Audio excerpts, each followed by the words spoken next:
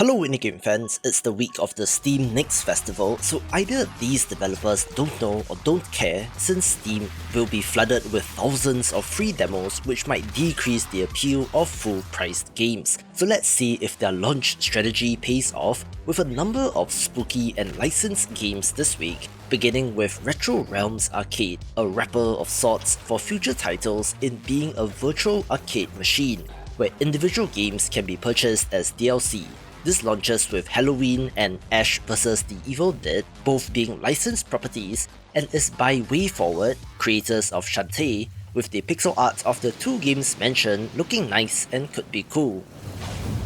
I'm not throwing shade on anyone here, but the marketing and promotion of this next title absolutely baffles me since I've been talking about the 2D pixel art fighting game Blazing Strike for a couple of years now, and they've only just created their Steam page this year, potentially missing out on years of wishlists, which is important for algorithmic promotion within Steam itself. And they are also releasing in the middle of the Steam Next Festival, so honestly, good luck to the team, where I hope that this does well since I want to see a game like this succeed. It's a throwback to fighting games of old and launches with 14 characters, which is plenty, all of which seem to be rather unique as well, with story and arcade mode as well as online PvP with rollback netcode, so let's see if this makes a dent in the fighting game scene.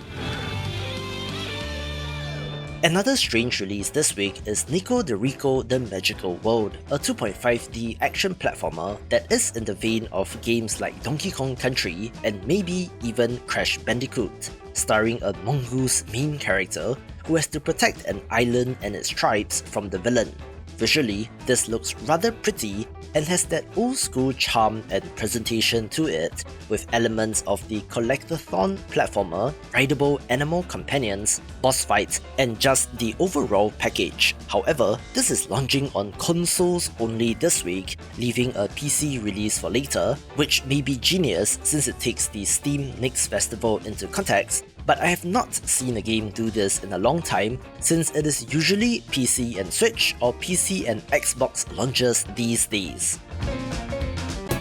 Love indie games? Sign up to my newsletter to get a weekly dose of what's hot, along with some news and of course, weekly game giveaways, so if interested, link is in the description below.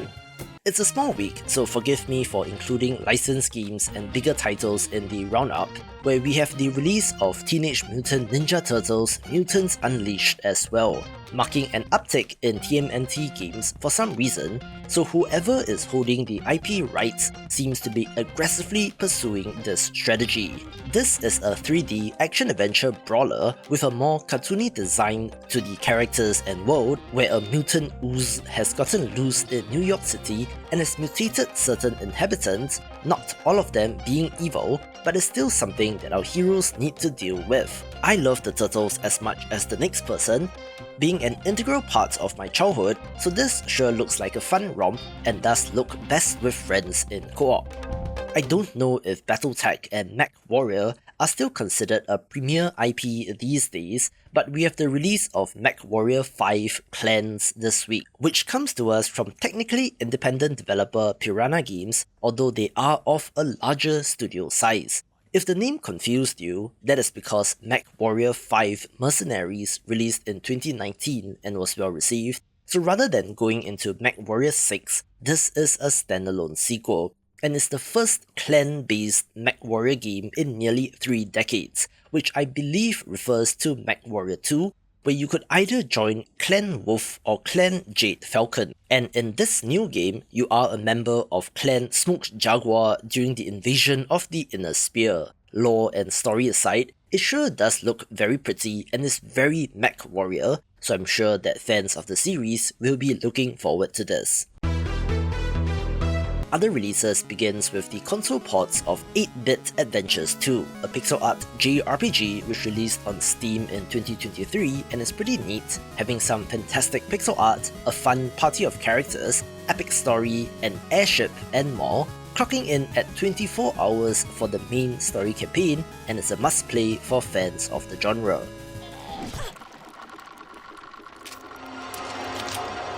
Another pot of interest this week is Crow Country, the hit survival horror game from May this year, which has that throwback PS1 era style visuals but less sharp polygons, I suppose, in which our heroine visits an abandoned theme park in search of its owner who went missing 2 years ago. So PS4 and Switch owners, now's your time to jump in. A neat pixel art colony sim title is Elven City Simulator, in which you are running an elven city, of course, and have to lead its inhabitants in their survival. You only have indirect control over the villagers, with a larger threat of a Minotaur chieftain demanding tribute, and you can make choices that change your people into forest, high or dark elves, with a roguelite structure as well, and could be neat, and is the hidden gem of the week.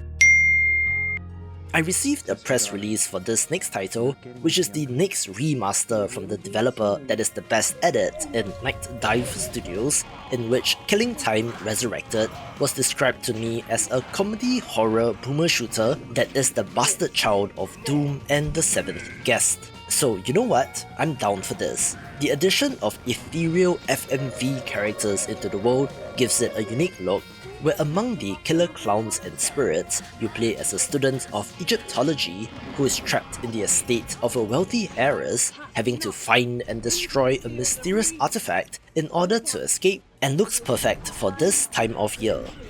Similarly, another game for the season is The Broken Ceiling, an eldritch horror adventure game where a rabbit has fallen into a pit of unspeakable horrors and must use a fragile light that constantly needs to be recharged to explore, looking like the exploration parts of Fear and Hunger made into a standalone game and could be interesting. I'm considering doing a roundup of golf games as well, so let me know if you're interested in that in the comments below, with the latest title being Up to Par, a roguelite mini-golf title with up to 16 player support. Of course, the roguelite part of it comes in the form of procedurally generated levels with upgrades, where the multiplayer has collision with other golf balls and looks like pure chaos. This one's for indie game developers. The free indie game marketing resources are ready, so sign up via the link in the description below to get it in your mailbox. A pretty looking ancient Rome city builder is Citadellum, which looks rather nice and has you building up your city and evolving it into a magnificent one, with the twist of having to gain the favour of the gods to help in your prospects. There is a combat element where you are leading your troops in battles outside of the city, adding another layer of strategy, with the objective of those skirmishes being to defend your territory, secure new trade routes, or to clear the land so that it is safe for your explorers to venture forth to seek out mythological objects and will be for fans of the genre. Just one more licensed game here in A Quiet Place: The Road Ahead, a first-person horror adventure game which draws upon the acclaimed movie series in which blind alien creatures named Death Angels kill anything that makes a sound, so you have to be quiet. Of course, cue the stifled screams as the characters in the movies go through all sorts of horrible situations, and this game looks to capture some of that in video game form. Of course, this is similar to Alien Isolation in concept, where I'm interested to see how they translate not making a sound into this game, and again, is perfect for October. Whichever planet you select, paradise won't come easy.